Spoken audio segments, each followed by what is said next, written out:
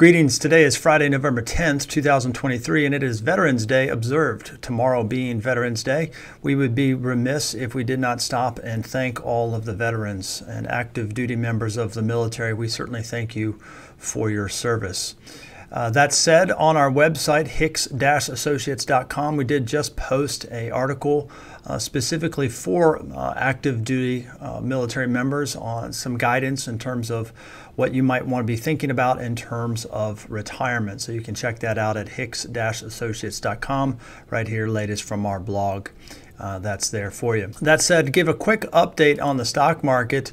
This is the S&P 500, and what we want to take a look at real quickly is how this is inversely correlated or tends to be inversely correlated to the US dollar.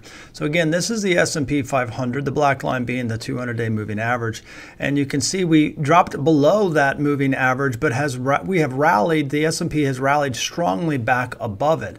However, yesterday in particular was a tough day for the stock market. Not that surprising when you have a rally like this. It's not surprising that the stock market wants to take a little bit of a breather, and we're testing that 50-day moving average. That's the S&P 500. Well, this is the US dollar index. Typically speaking, when the dollar is strong, the United States stock market has a harder time advancing. When the dollar is weak, it tends to be a tailwind for the United States stock market. And so what we see is this is October, and we had this consolidation period in the dollar, and then last week it fell, the dollar index fell below this 50-day moving average. The last several days it has rallied back up. Well, we just showed you how on the S&P 500, the S&P is testing the 50-day from the top, and you have the dollar index is testing the 50-day from the bottom.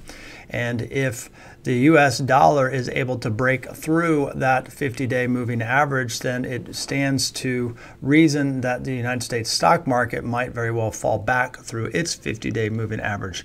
So goes one. Typically, the inverse will happen to the other. Not always, but that is certainly something that we are watching.